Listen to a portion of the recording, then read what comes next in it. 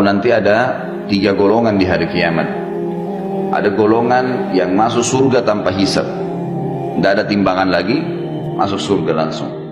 Ini kalangan para nabi-nabi, syuhada, ya, anak-anak muslim yang meninggal sebelum balik, orang-orang yang ahli ibadah yang selalu bertaubat sehingga dosanya bersih. Cobaannya di dunia banyak. Orang yang sering kita lihat dari cobaan ke cobaan, dari cobaan ke cobaan tidak selesai-selesai, sementara dia orang beriman. Nah, ini adalah orang-orang yang tanda-tanda akan masuk surga tanpa hisab, karena cobaan itu membersihkan dosa-dosanya.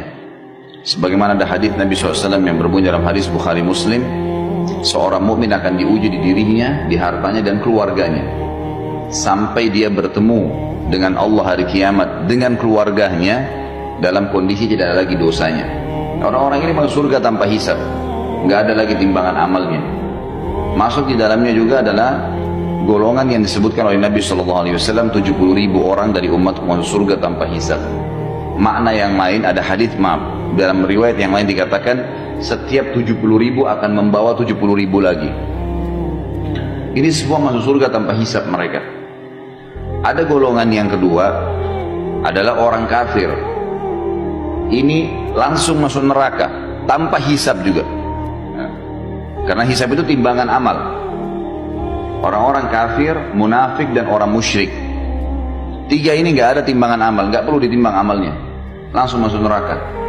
Begitu sudah menerima bukunya dengan tangan kirinya, dia udah tahu dia akan ke neraka, udah selesai, digiring oleh Allah, disuruh oleh Allah SWT, para malaikat menggiring mereka masuk neraka. Jadi ada yang masuk surga tanpa hisab, ada yang masuk neraka tanpa hisab, tidak ada lagi timbangan amal. Nah, tersisa di tengah-tengah adalah orang yang ditimbang amalnya.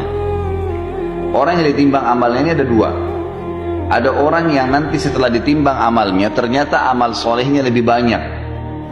Ini disebabkan karena dia masih banyak dosanya juga. Ada dosa yang dia lakukan, malas bertobat, nggak mau bertobat kepada Allah Azza wa Jalla. Nah, ini orang seperti ini bisa lolos. Misal amal solehnya 100.000, dosanya misal 90.000, ada 10.000 selisihnya. Nah, dia lolos nih, tapi ditimbang dulu, dihisap dulu. Nah, orang-orang yang dihisap tadi ini lolos karena amal solehnya lebih banyak, sama orang-orang yang masuk surga tanpa hisap itu bisa memberikan syafaat. Mereka lah yang bisa memberikan syafaat. Golongan yang lain di dalam orang yang ditimbang amalnya, sekali lagi tadi ada orang tidak tanpa ditimbang masuk surga tanpa hisab, ada orang yang masuk neraka tanpa hisab. Di tengah-tengah adalah orang yang ditimbang amal. Orang yang ditimbang amal ini ada 2 golongan lagi. Golongan yang ditimbang amalnya dan memang secara murni tanpa ada bantuan dari manapun, tanpa ada syafaat, memang amal solehnya lebih berat daripada dosanya. Cuma dia ditimbang karena dosanya masih banyak. Tadi saya kasih contoh, misal amal solehnya 100.000, dosanya 90.000. Nah, ini berarti dia selamat masuk surga, tapi dihisap dulu, gitu kan? Nah, orang seperti ini dengan orang-orang yang masuk surga dari awal tanpa hisap bisa memberikan syafaat, dia bisa memberikan pertolongan. Golongan kedua dari orang yang ditimbang amalnya adalah orang yang ditimbang amalnya, tetapi amal buruknya lebih berat. Amal buruknya lebih berat.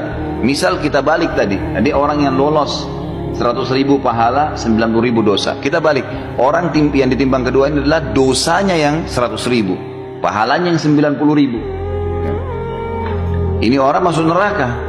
Secara hitung-hitungan dia harus masuk neraka dulu, bersihin yang 90.000 itu. Tapi di sini ada banyak pendapat ulama. Yang pertama dikatakan, kalau dosanya 90.000, dosanya 100.000, ini misal pahalanya 90.000, maka dia disiksa di neraka sesuai dengan kadar selisihnya saja, bukan semua dosanya, karena dia punya amal saleh. Dia punya amal saleh. Jadi misal kadarnya cuman beda 10.000, ya 10.000 itulah yang disiksa di neraka, karena yang lainnya dianggap berimbang dengan amal salehnya. Makin banyak dosanya, makin lama di neraka. Misal kalau selisihnya banyak sekali, dosanya 100.000, mungkin amal solehnya cuma 1.000. Ini berat buat dia, dia akan disiksa. Bahkan ada orang hari kiamat, amal solehnya tidak ada sama sekali.